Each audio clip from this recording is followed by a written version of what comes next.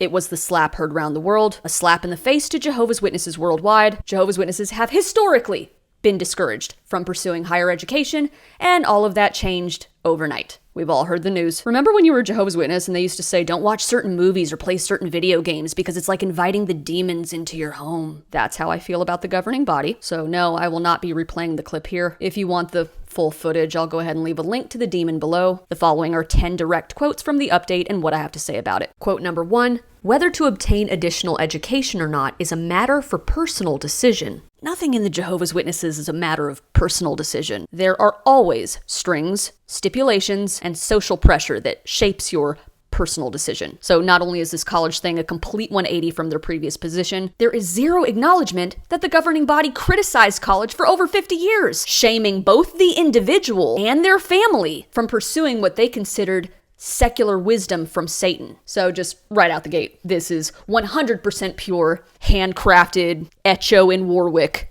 gaslighting. Quote number 2. While an elder or a mature friend may discuss with us the pros and cons about obtaining additional education, no Christian, including the elders, should judge a fellow Christian's personal decision on this matter. Jehovah's Witnesses invented judging other people. You can't take a shit without someone telling you did it wrong. It is in the elders' job description to judge. They are the literal judges of the organization. The elders tell you what you can wear, who you can whether or not you can speak to your own goddamn family. The Shepherd the Flock of God book, their tedious private manual of rules and regulations, literally states that if an elder's child goes to college, he would be considered a poor role model to his family and the congregation, and may even have his privileges removed. Quote number 3. Analyze your motives. If your motive is to gain wealth or prestige, not only might you be left feeling empty, but you could also drift away from Jehovah. We're not going to judge people, and we're going to do that by proceeding to judge your motives. It's funny, coming from a group of men who acquired enough wealth and prestige to lecture us on the importance of humility sitting in their multi-billion-dollar property in upstate New York. Quote number 4. Could you support yourself without further education?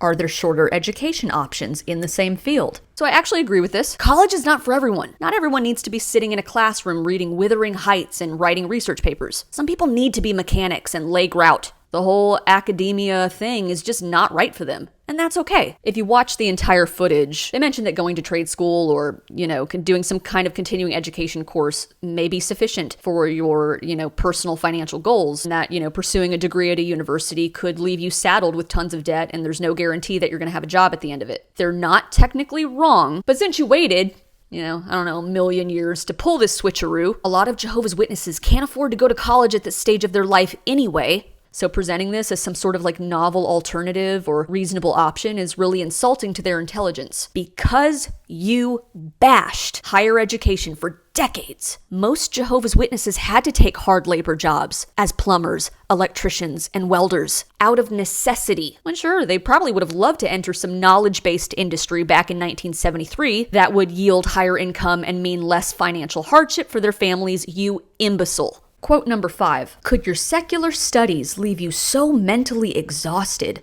that you have no energy left for meeting preparation or personal study? Or could all the meeting preparation and personal study be the thing that's leaving me so mentally exhausted? Quote number 6. What if the education requires you to live on campus? Be aware that moving away from your family poses a serious spiritual danger, especially if you'll be living with relatives or others who don't share your beliefs. That doesn't sound culty at all. Not only should you be paranoid about the outside world, but you can't even trust your blood relatives. They have ulterior motives too. And if you live on campus, you are most definitely going to take Molly, binge drink, and have wild, unprotected monkey sex.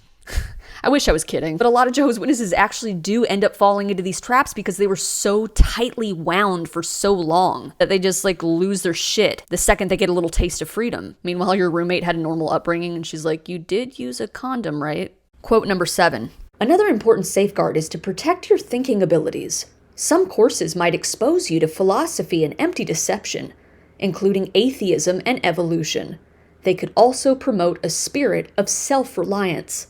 Guard your thinking abilities. This only works one way. You should keep ingesting our indoctrination year after year without question, but be critical of everyone else. I swear to God, it's like they're saying, go do the thing, but don't do the thing. My parents! I've said this a million times and I'll repeat it till the day I die because it's true. My parents gave me all the tools to succeed in life and then punished me for using them. My devout Jehovah's Witness parents wanted me to go to college back in 2005 when it was still very much discouraged. And of course I'm grateful that I'm one of the few, whose parents were cool like that. But when I grew up and realized I didn't want to be a Jehovah's Witness, I lost my parents overnight. I could not reconcile the values and experiences I learned in college with the rigidity and ignorance of the Jehovah's Witnesses ideology. You cannot expose your parishioners or child to the outside world, claim that you won't judge them, then dictate that they keep your interests at the center of their life. And P.S., I also just find it completely hilarious, not ha-ha hilarious, that they warn you against developing a spirit of self-reliance when governing body member Stephen Lett, literally just last month, tells Jehovah's Witnesses that if they want to make a toast in their own damn house, they don't need the governing body to hold their hand like a child in every matter, do they? Quote number 8. If you don't manage your time wisely, you could suffer from stress or even burnout. What about all the stress and burnout your parishioners feel after they've dedicated their entire lives to you? You guys look stupid. You've been saying the end is coming for over 100 years. Your parishioners are aging, they're very tired, and they're brimming with regret. They've been putting on their damn pantyhose and suits, knocking on doors in 100-degree weather, had no fitness routine, ate like shit, and now in their twilight years, they're on 15 medications and barely walking. All right, you did that. They didn't invest in themselves because you kept telling them that relief was around the corner. You lied and told them paradise is going to solve everything. So, why hit the gym? Why make healthier choices? Just wait on Jehovah to magically wipe away your diabetes. All right, you taught your parishioners to put themselves on the back burner, put kingdom interests first, above all else. And now you want to act like some other external influence is the boogeyman? That's rich. Quote number 9. Your fellow students might try to include you in their social life. You need to be cautious. Although you share a classroom with your fellow students, you don't share their values. And the more time you spend with them, the more their thinking can affect you. Jehovah's Witnesses are weird, man. I know you for 20 years. All right, we grew up together. Same age, neighboring congregation. Like, you never include me or invite me to anything. No hangs with the girls, no parties. Then out of the blue, I get a save the date. Bitch, buy your own toaster. But the organization, the leadership, they want to keep you as isolated and under as much control and surveillance as possible. And again, that's more likely to happen if you're, not living on campus, you're only hanging out with other Jehovah's Witnesses, because, then these friends can keep an eye on you and snitch if need be. It's not conscious, it's just baked into their culture. Yeah, I felt way more included and connected with my worldly college classmates than I ever did as a Jehovah's Witness. Friendship in the Jehovah's Witnesses just felt very manufactured and hollow.